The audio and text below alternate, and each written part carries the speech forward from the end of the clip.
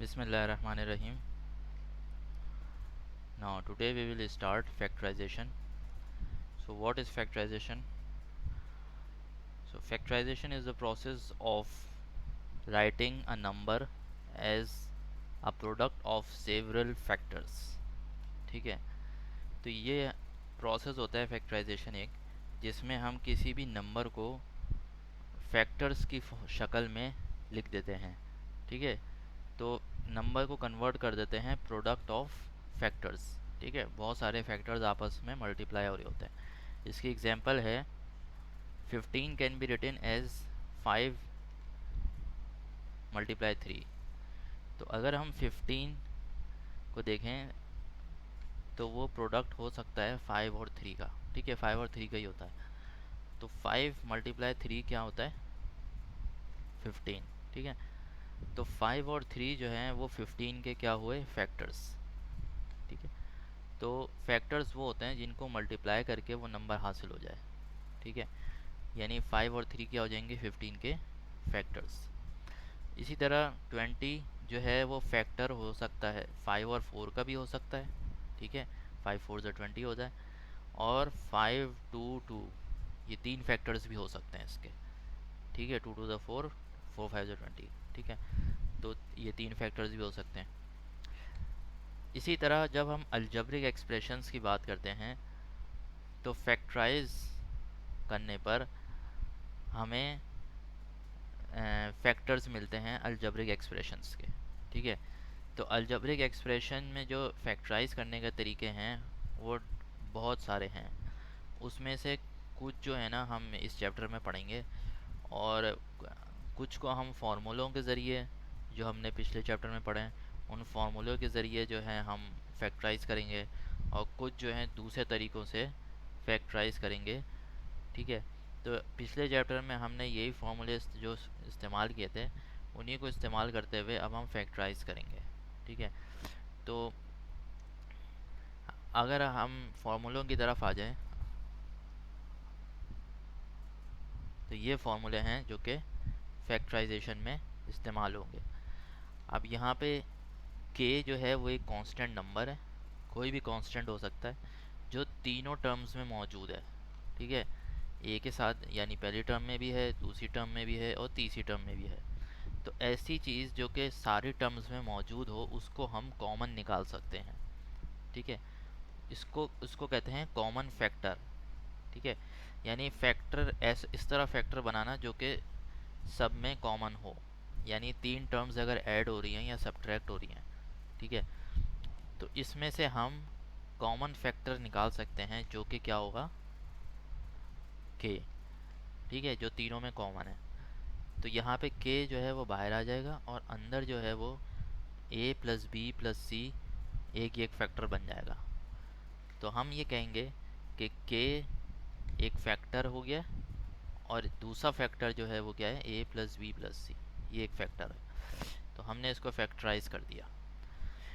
इसी तरह अगर a square plus minus 2ab plus b square, अगर कोई इक्वेशन या एक्सप्रेशन इस फॉर्म में है, ठीक है, a square plus 2ab plus b square इस फॉर्म में बन जाती है तो हम उसको इस फॉर्म में लिख सकते हैं. ठीक है, ये फॉर्मूला हमने पढ़ा हुआ है. तो इसको भी हम फैक्टराइज कर दिया, यानी प्रोडक्ट्स की शक्ल में ले आए. अच्छा, ए स्क्वायर माइनस बी स्क्वायर, अगर कोई एक्सप्रेशन इस फॉर्म में है तो हम उसको कन्वर्ट कर सकते हैं ए माइनस बी और ए प्लस बी में. पिछले चैप्टर्स में हमने इस फैक्टर्स हमें गिवन होते थे और हम उनको मल्टीप्लाई करके या फॉर्मूला अप्लाई करके ये बना देते थे. ठीक है, इस फॉर्म में ले आते. ऊपर भी ऐसे ही होता था, ये गिवन होता था, हम इसको इसमें कन्वर्ट करते थे.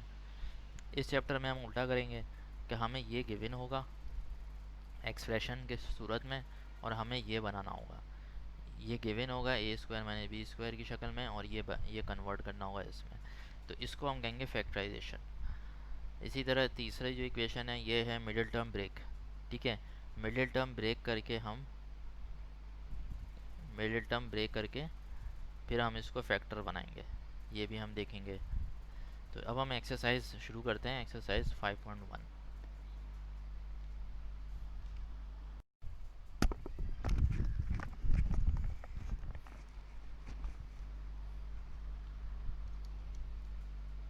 अब हम इस सवाल को समझ लेते हैं।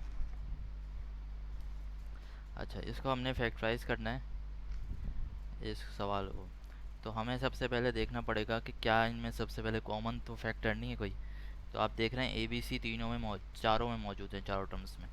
तो हम ए बी सी की जो सबसे लोएस्ट पावर है वो देखेंगे कि सबसे लोएस्ट पावर कौन सी है, वो उसको कॉमन निकालेंगे। तो यहाँ पे ए की पावर क्यूब है, ए की पावर स्क्वायर है, या ए है, या ए की पावर 4 है।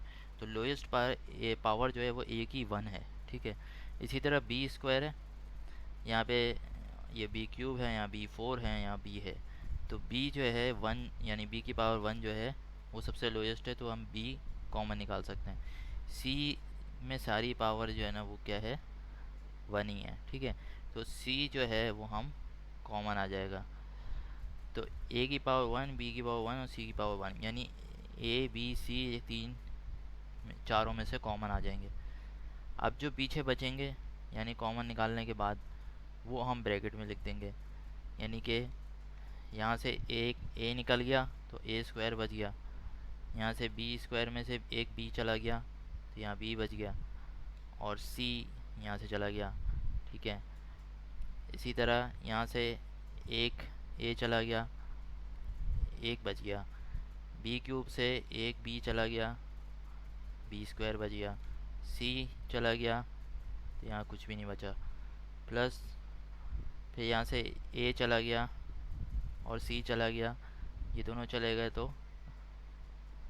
पीछे, और बी भी एक चला गया तो पीछे बी क्यूब बच गया। यहाँ से बी और सी पूरे चले गए, और ए 4 में से एक ए चला गया तो यहाँ क्या बच गया, ए क्यूब, ठीक है। तो पावर जब भी हम निकालते हैं तो पावर जो है ना वो भी माइनस हो जाती हैं, जो भी हमने निकाला होता है हर टर्म्स में से, ठीक है। तो अब हम इनको फैक्टराइज करेंगे। ये तो हो गया, ये फैक्टर निकल गया। अब हम इनको भी फैक्टराइज करेंगे, हम देखेंगे क्या इनमें भी कॉमन है। तो इनमें भी कॉमन है, जैसे यहाँ पे बी है, यहाँ भी बी है, यहाँ बी है, यहाँ बी है, ए है। तो हम थोड़ा सा अरेंज करेंगे टर्म्स को। यहाँ ए स्क्वायर भी है, यहाँ ए क्यूब है, ठीक है।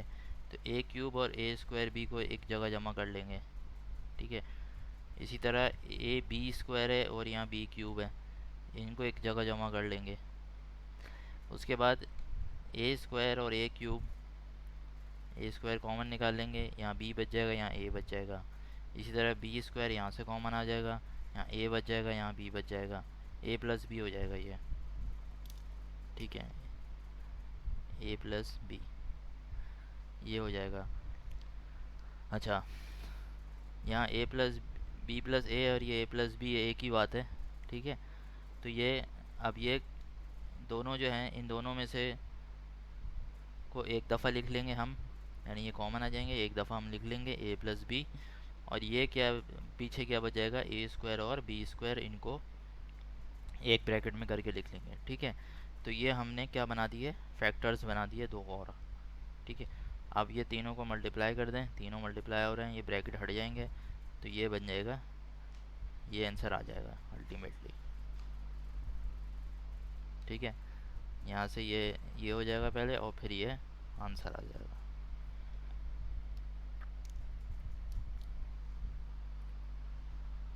अच्छा, ये आपका होमवर्क है, ये आप उतार लें, ठीक है। क्वेश्चन नंबर 4 है, ये आप उतार लें, या आपने खुद से करना है।